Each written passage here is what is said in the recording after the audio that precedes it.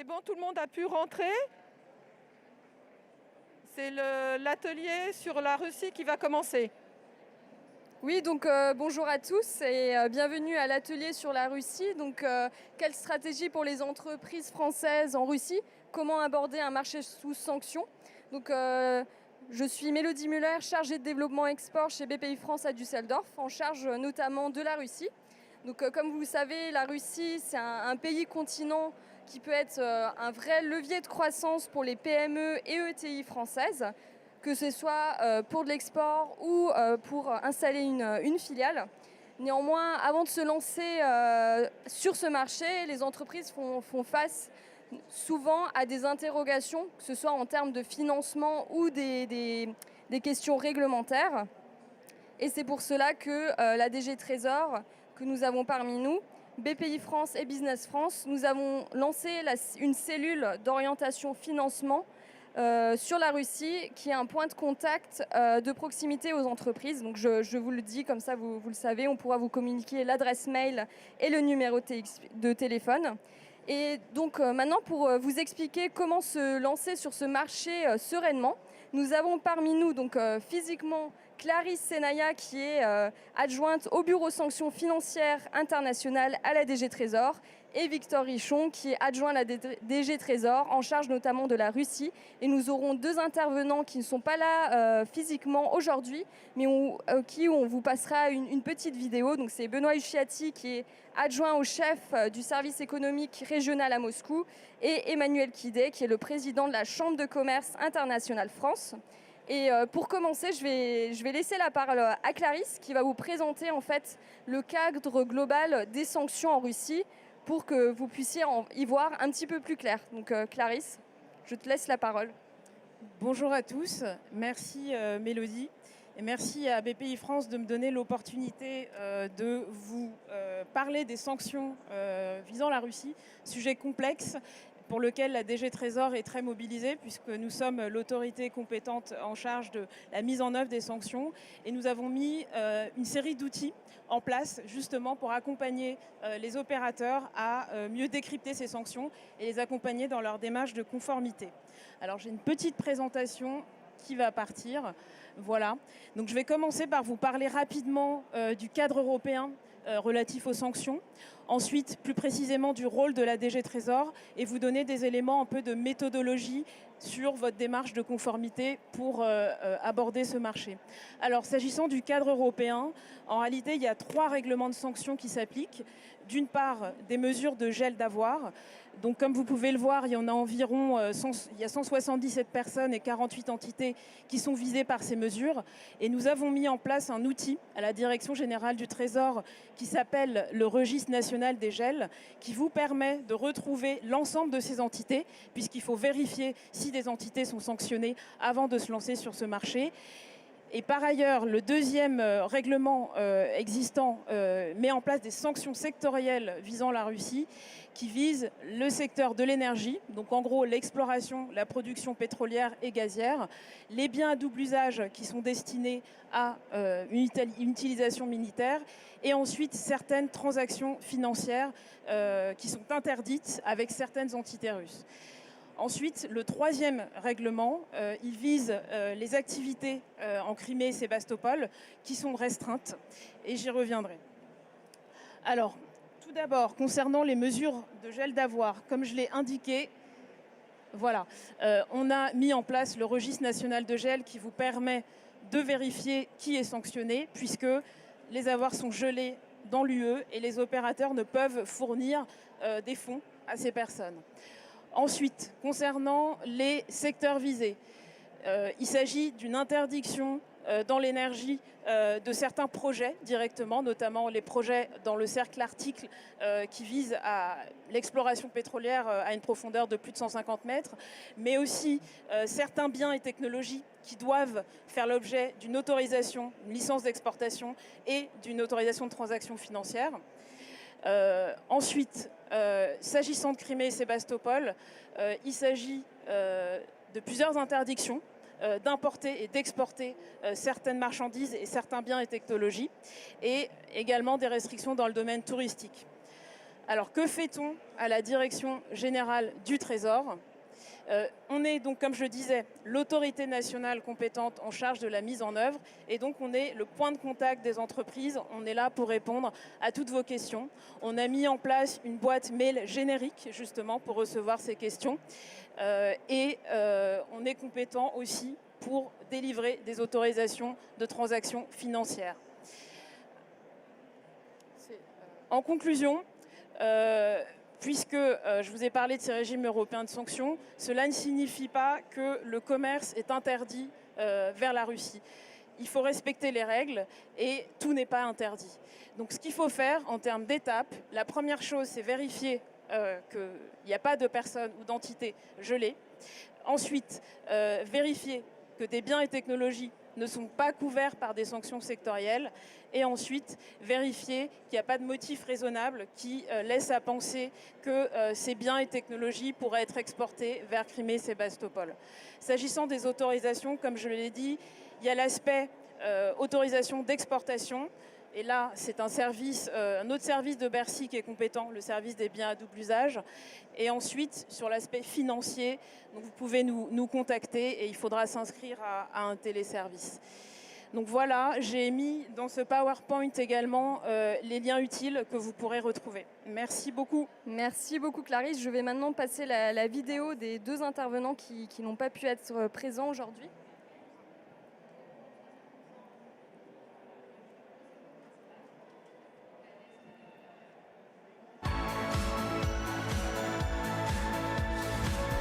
Donc, bonjour à tous. Donc, nous avons parmi nous Monsieur Uschiati, donc, qui est adjoint au chef du service économique régional de Moscou, et Monsieur Kidet, qui est président de la Chambre de commerce internationale France-Russie.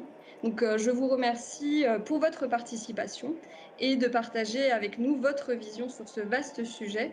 Donc, quelle stratégie pour les entreprises françaises en Russie? Comment aborder un marché sous sanctions? Donc, tout d'abord, Monsieur Uschiati, pouvez-vous nous dresser le tableau macroéconomique de la Russie et nous expliquer comment les sanctions impactent concrètement les entreprises? Oui, merci Mélodie. Bonjour à toutes et à tous, j'espère que vous m'entendez bien. Et merci à la BPI pour son invitation à intervenir dans ce séminaire.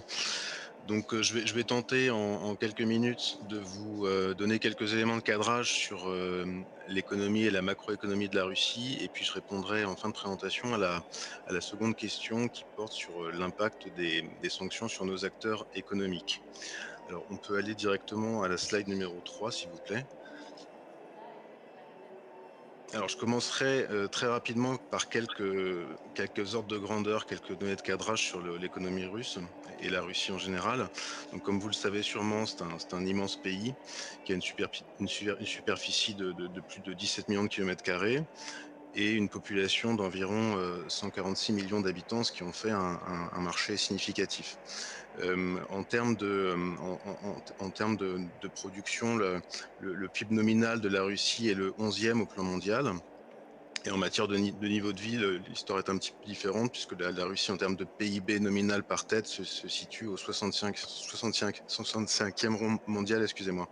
Et puis, alors, dernier élément qui est bien connu, mais je le rappelle quand même, l'économie russe, c'est une économie qui est essentiellement très largement assise sur les hydrocarbures, la Russie étant le deuxième producteur de gaz au plan mondial et le troisième producteur de pétrole. Diapo suivante, s'il vous plaît. Alors, je voudrais faire un très rapide retour en arrière pour vous parler un tout petit peu de l'année 2020, simplement pour vous dire que l'économie russe a plutôt bien résisté à la crise du Covid, puisque le recul de l'activité n'a été que de 3%, ce qui est plutôt bien en comparaison internationale. Pour expliquer cette bonne résilience, il y a traditionnellement 4 facteurs qui sont mis en avant.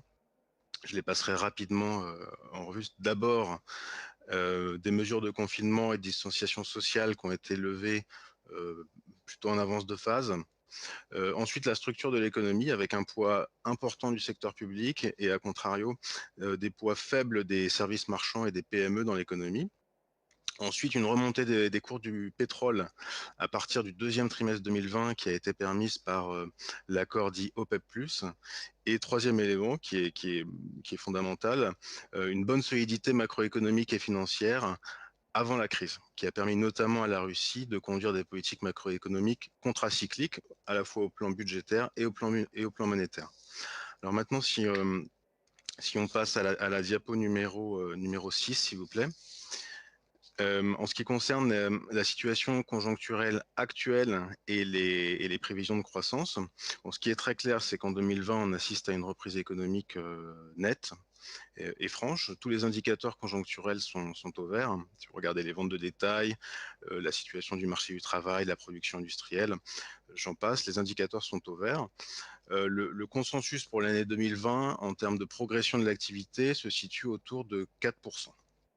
Donc, ce qui est significatif. Néanmoins, on n'assiste pas à ce que les économistes appellent une reprise en V. C'est-à-dire que si vous regardez le graphique que j'ai mis sur cette diapositive sous le tableau, on ne va pas retourner sur le sentier de croissance qui était celui de la Russie avant la crise de la Covid. Donc, reprise forte, mais pas de reprise en V. Et alors évidemment, la reprise et la bonne tenue de la conjoncture russe actuelle, elle est beaucoup liée au cours du pétrole qui se situe actuellement à environ $80 par baril. Diapo suivante, s'il vous plaît. Alors bien entendu, il y a quelques risques associés à cette reprise. Je vais les passer rapidement en revue. Il y a d'abord le risque qui est lié à la campagne de vaccination qui progresse de manière relativement lente en Russie, même si la probabilité pour que des mesures strictes du type confinement soient remises en place en Russie est extrêmement faible. Il y a ensuite le risque inflationniste qui, à mon avis, est assez facilement maîtrisable par la Banque centrale, mais il faut quand même noter qu'on a assisté à une forte reprise de l'inflation en 2021 et que celle-ci se situe actuellement à près de 7%. Il y a ensuite un risque qui est lié à la probable normalisation de la politique monétaire américaine, avec toutes les conséquences que cela peut entraîner sur les marchés émergents. Et enfin, pour faire le lien avec une des thématiques importantes de ce séminaire, il y a évidemment le risque lié aux sanctions occidentales. Je veux dire que ce risque est beaucoup plus atténué qu'en début d'année, compte tenu notamment de la relative embellie en ce qui concerne la relation géopolitique entre la Russie et les États-Unis. Si on se projette maintenant à un horizon un tout petit peu plus lointain, si on se projette sur le moyen terme, ce qu'il faut avoir en tête, c'est que la Russie a un potentiel de croissance relativement faible pour un pays émergent, qui est estimé par le FMI à environ 2%, un petit peu en dessous de 2%. Et donc ça constitue pour la Russie des enjeux importants, notamment en lien avec les réformes de structure. Alors je ne pourrais pas entrer dans le détail, mais il y a des enjeux importants liés au climat des affaires, à la modernisation et à la diversification de l'économie, à l'empreinte globale de l'État sur l'économie, et également, ça c'est une thématique qui monte beaucoup en ce moment en Russie, aux adaptations au changement climatique. J'en viens maintenant à la seconde partie de votre question qui portait sur l'impact des sanctions. Pour aller très vite, je dirais qu'on peut les regrouper en deux catégories. Il y a d'abord des impacts indirects qui sont liés aux effets macroéconomiques globaux des sanctions internationales sur l'économie russe. On sait que ça a eu un impact en termes de flux d'IDE entrants, par exemple. On sait que ça a conduit la Russie à modifier sa stratégie économique. Et tout cela, toutes choses égales par ailleurs, perturbe le développement économique de la Russie et donc réduit le potentiel du marché. Donc ça, c'est la partie indirecte. Ensuite, il y a une partie beaucoup plus concrète et directe pour les entreprises, à savoir que d'abord, il y a un certain nombre de secteurs qui sont sous sanction, donc qui ne sont pas accessibles à nos entreprises. Bon, ça concerne essentiellement l'énergie. Je ne peux pas entrer dans toutes les nuances, mais c'est pas l'énergie au sens large, mais c'est plus nuancé que ça. Il y a ensuite un élément très important qui concerne les contre-sanctions qui ont été prises par la Russie en 2014 et qui sont essentiellement ciblées sur les produits agroalimentaires. En pratique, il y a un embargo sur un certain nombre de produits agroalimentaires qui ne peuvent pas être importés en Russie. Ensuite, et de manière peut-être plus fondamentale, les sanctions occidentales créent pour les acteurs économiques, les exportateurs, les entreprises qui veulent investir en Russie, créent une forme d'incertitude qui peut être fortement dommageable pour les exportateurs ou les investisseurs potentiels. Et les sanctions créent aussi des coûts de conformité pour les entreprises. Donc ça, c'est un impact très concret. Et puis, dernier élément que je voulais mentionner en lien avec l'impact de ces sanctions, c'est les frictions en matière de transactions financières qui peuvent se produire quand les entreprises conduisent des transactions avec la Russie ou veulent investir en Russie. Dans ce contexte, et pour faire le lien avec ce que Clarisse Senaya vous a dit avant moi, il est vraiment important d'avoir en tête l'existence de la cellule d'orientation, financement et réglementation qui a été créée début 2021. Et par ailleurs, je mentionnerai aussi rapidement le rôle joué par mon service, le service économique régional de l'ambassade de France en Russie, en matière de lien entre d'un côté ce qu'on appelle la Team France Export, qui est constituée par la BPI, Business France, les régions françaises et les chambres de commerce et d'industrie. Donc le lien entre la Team France Export d'un côté et les partenaires de cette Team France Export en Russie, à savoir le centre France Export en ce qui concerne les activités industrie et clean tech, Dual Est en ce qui concerne tout ce qui est art de vivre et santé, et troisièmement la Chambre de commerce France-Russie, la Chambre de commerce et d'industrie France-Russie pour tout ce qui est secteur agrotech.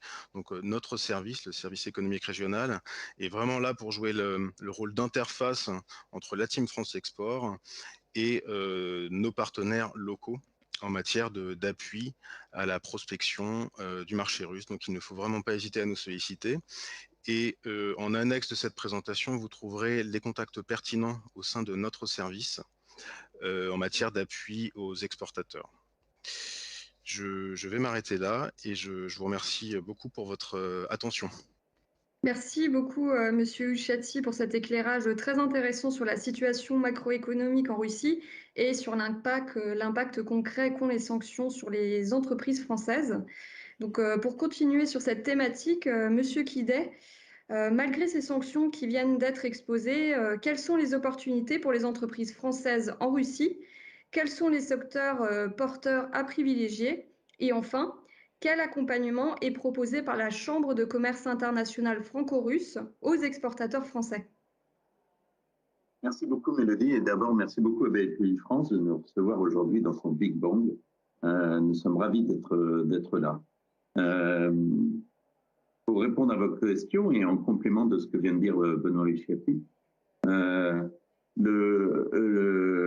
vais vous parler des opportunités françaises qui sont nombreuses en Russie. Tout d'abord, pour replacer la place de la France en Russie, elle est unique. La France est en cumulé le premier ou le second investisseur en Russie. C'est aussi le premier employeur.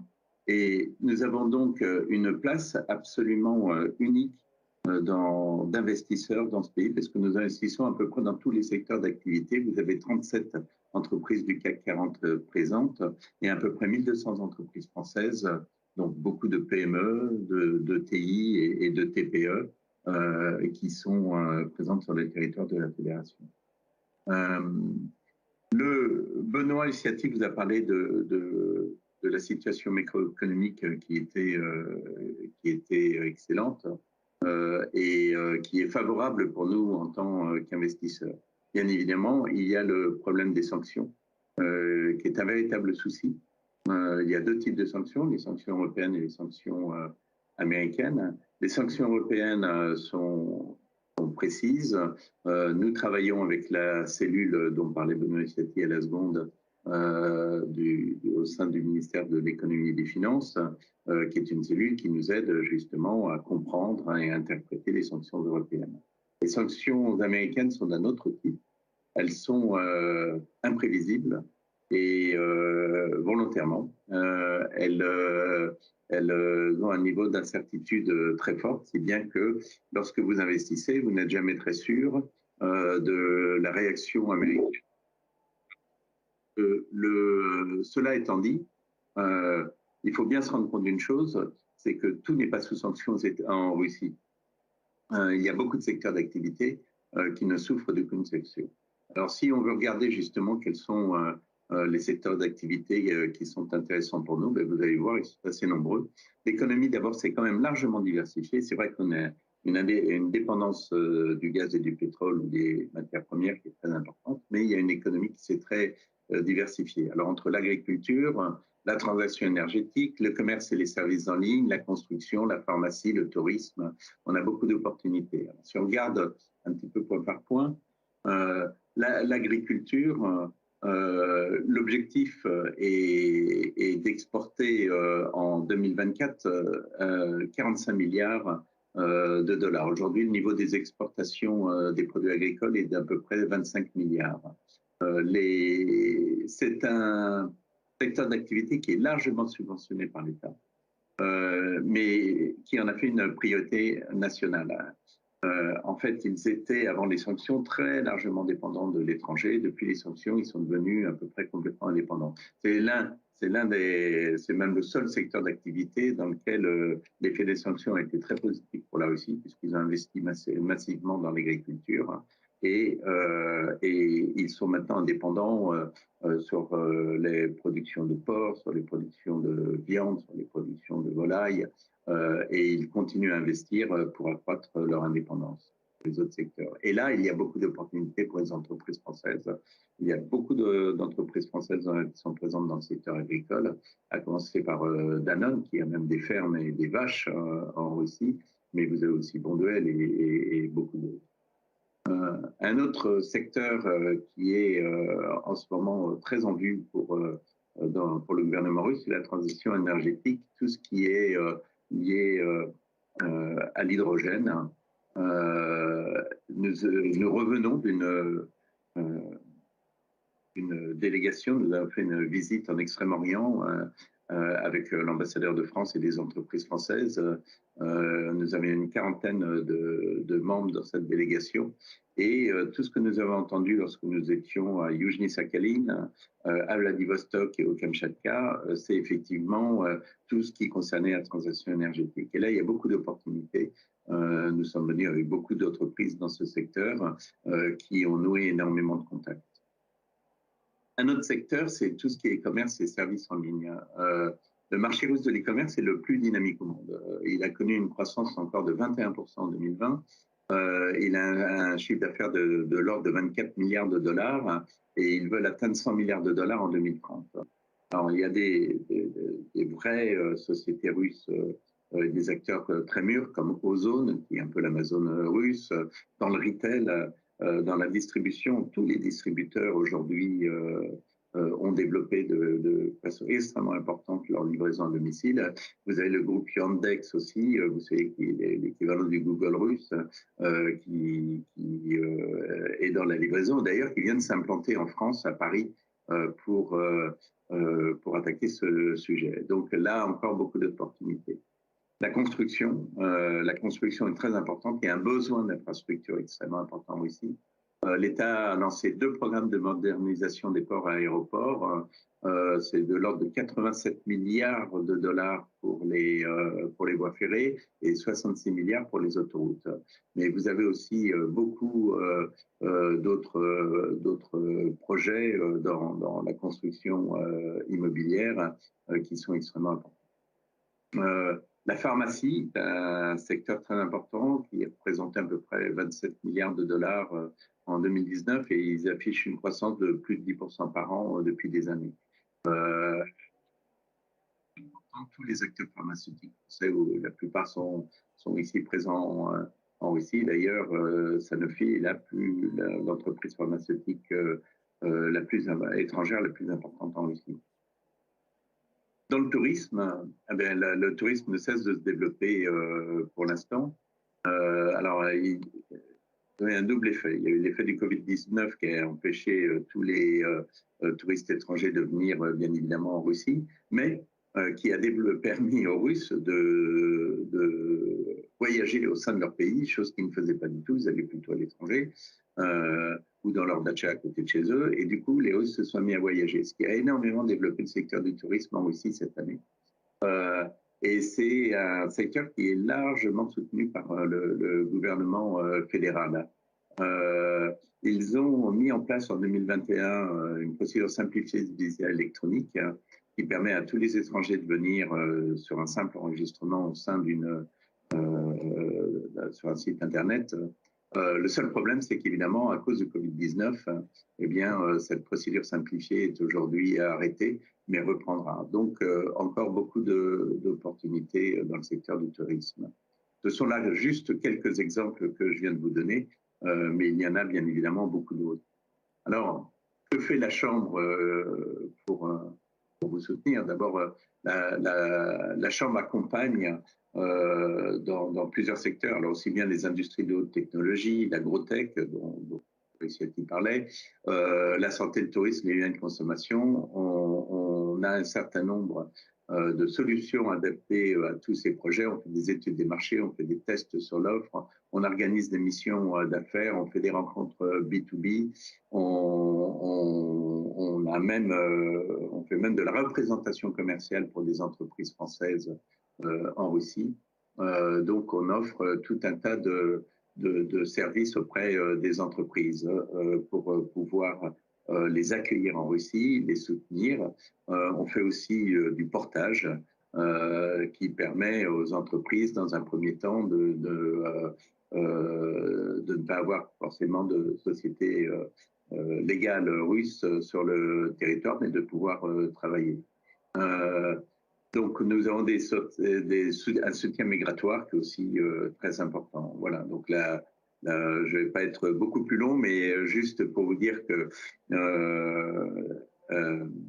la Russie n'est certes pas un monde parfait, mais c'est une situation macroéconomique qui est très saine et qui, malgré les sanctions, offre de nombreuses opportunités que les 37, une fois encore 37 entreprises du CAC 40 ont bien compris et investissent massivement en Russie, et ce qui fait de la France le premier employeur. Donc, il y a encore beaucoup de place pour vous. Merci beaucoup. Merci, Monsieur Kiday. Merci de nous avoir partagé votre point de vue et on a pu vraiment voir que les marchés à saisir et les secteurs à privilégier par les entreprises françaises sont nombreux et les entreprises françaises pourront en tout cas compter sur l'accompagnement de la Chambre pour concrétiser leurs projets. Donc, merci encore une fois à tous les deux pour votre intervention et j'espère que votre éclairage aura permis de... Donc, nous allons maintenant passer aux questions. Donc, Clarisse et Victor sont là pour vous répondre à toutes vos questions.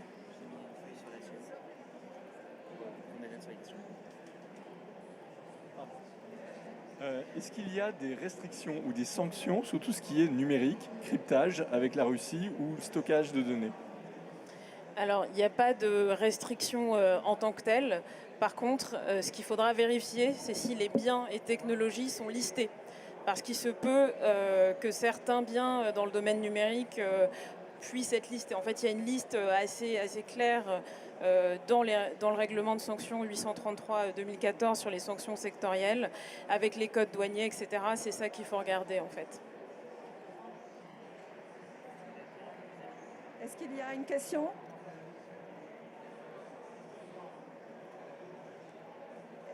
Est-ce qu'il y a des questions en digital ?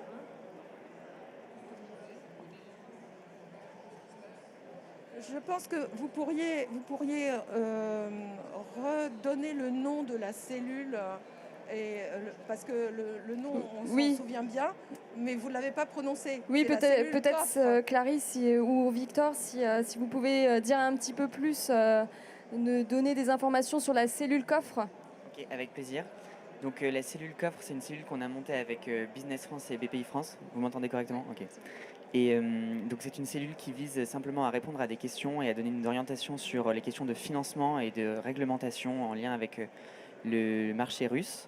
Elle est hébergée au sein de Business France. Il y a un numéro que vous pouvez joindre et une adresse mail auquel vous pouvez adresser vos questions. Et ensuite, l'objectif, c'est de vous rediriger vers les bonnes personnes, que ce soit soit de répondre directement à votre question, soit de vous rediriger vers BPI France ou vers le bureau sanctions au Trésor ou vers nous pour pouvoir trouver une réponse et puis vous donner les bons interlocuteurs afin de vous orienter au mieux sur le marché russe. Donc n'hésitez pas à la joindre. Il y avait le numéro, il me semble, à un moment. Donc sinon, si besoin, n'hésitez pas à me contacter. Je vous le donnerai avec grand plaisir. Est-ce que quelqu'un d'autre a peut-être une question ou, si ce n'est pas le cas, on peut clôturer l'atelier. Donc merci Clarisse, merci Victor pour votre intervention. Merci beaucoup pour Mélodie. l'invitation. Oui, merci.